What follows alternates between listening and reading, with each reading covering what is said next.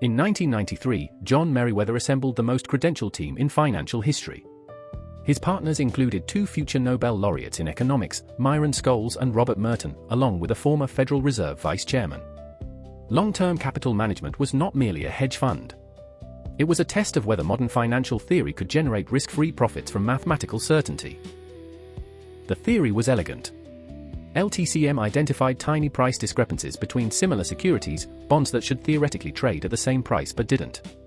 By simultaneously buying the cheaper and selling the more expensive, the fund would profit when prices converged, regardless of which direction markets moved.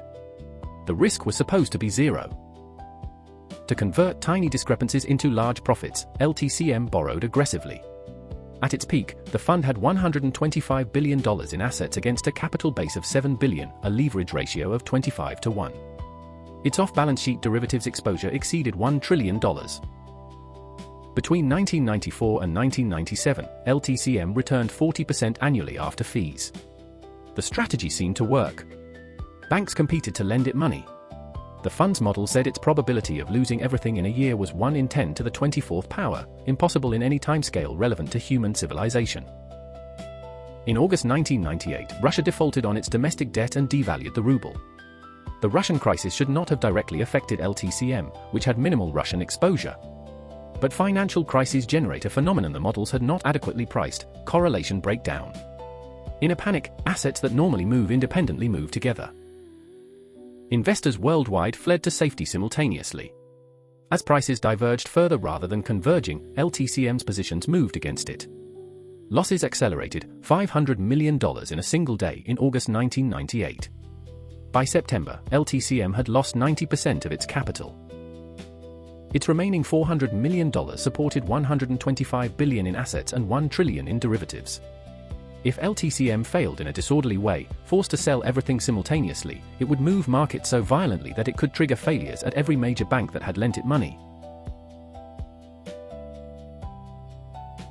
The core problem was a category error in risk measurement. LTCM's models measured risk as volatility, how much prices normally fluctuated. But the fund's true risk was tail risk, the probability that all its positions moved against it simultaneously in an extreme market event. Normal volatility was low. Tail risk was catastrophic. Value-at-risk models accurately predicted losses 99% of the time. The 1% they failed to predict was the 1% that mattered. A model that works most of the time and fails catastrophically the rest is not a risk management system. It is a confidence-generating illusion. In normal markets, leverage amplifies returns. In a liquidity crisis, leverage amplifies losses without limit. A 25-1 levered fund that experiences a 4% loss against its assets loses 100% of its equity. Mathematics that is favorable in normal times becomes lethal in extremes. LTCM had convinced itself that its positions were independent, that losses in one area would be cushioned by gains in another. But in August 1998, investors did not distinguish between strategies. They sold everything that was not a US Treasury.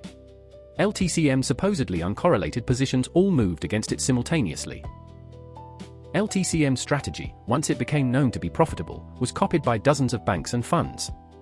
When the unwind began, everyone was trying to exit the same position simultaneously. There were no buyers. Prices did not converge, they diverged, violently, because the entire industry was on the same side of the trade. The systemic risk was hidden in plain sight. No single regulator had visibility into LTCM's total exposure because derivatives positions were not reported to any central authority. Each counterparty bank knew its own exposure but not the aggregate. The Federal Reserve knew something was wrong only when it was almost too late. The lesson about complexity was fundamental: when a system is too complex for anyone to fully understand, and when that system is leveraged, the question is not whether it will fail but when. LTCM's $1 trillion in derivatives exposure was a system no single institution, including LTCM itself, could fully model.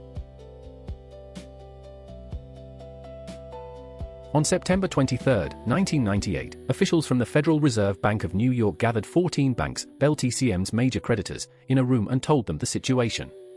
If LTCM failed in a disorderly way, every bank in that room would face massive losses. Each had an incentive to liquidate first. If all did, the spiral would be unstoppable. The Fed did not use public money. Instead, it facilitated a private bailout. The 14 banks agreed to inject $3.6 billion into LTCM in exchange for 90% ownership, allowing an orderly unwinding of positions over the following year. The fund was not rescued, its investors lost everything. But markets were not destroyed. The key insight was coordination. Each bank individually preferred to be the first to liquidate. Collectively, simultaneous liquidation was catastrophic. The Fed's role was to make the banks act as a collective rather than a collection of individuals. This is one of the few things central banks can do that markets cannot. The Federal Reserve also cut interest rates 3 times in autumn 1998, providing liquidity to financial markets at a moment of extreme stress. The cuts were aimed at stabilizing market conditions, not responding to economic weakness. This was new, using monetary policy to address a financial crisis rather than an economic slowdown.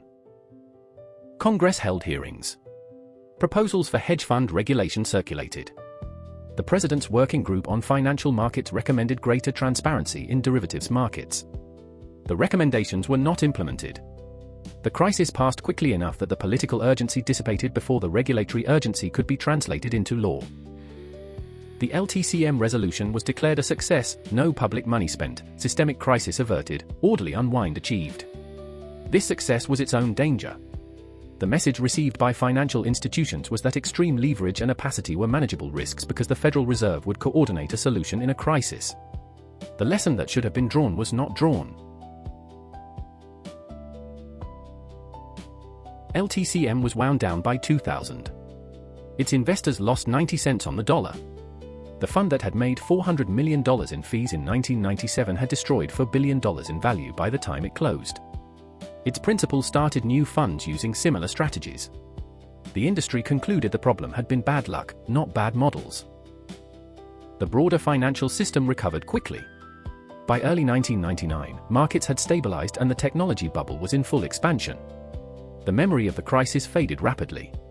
The rapid recovery was precisely the problem. It removed the urgency to reform the conditions that had created the crisis. The phrase "too big to fail," previously applied to industrial companies, entered the vocabulary of finance. Systemic risk was acknowledged as a real phenomenon. An institution could be dangerous to the entire financial system not because of its own size but because of its interconnections with others. The regulatory legacy was almost non-existent.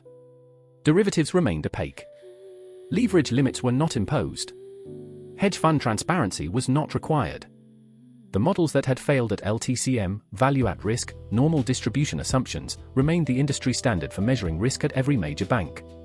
The 2008 crisis would demonstrate the cost of this failure. What the world should have learned: mathematical sophistication is not risk management. Leverage can destroy institutions that are correct about the direction of markets but wrong about the timing. The regulatory frameworks built for transparent, exchange-traded securities are inadequate for opaque, bilaterally negotiated derivatives. These lessons were articulated clearly in 1998. They were not applied until 2010, and only partially then. LTCM was a dress rehearsal for 2008. The audience watched the rehearsal, declared it a success, and forgot to change the script. LTCM's models had been built using data from the period before the Asian crisis, episode 10, had fully resolved, which meant the correlation assumptions underpinning every position were calibrated on a market that no longer existed.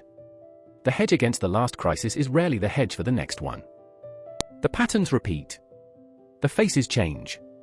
The cost is always borne by those who had no say. Economic crisis explained. 2026.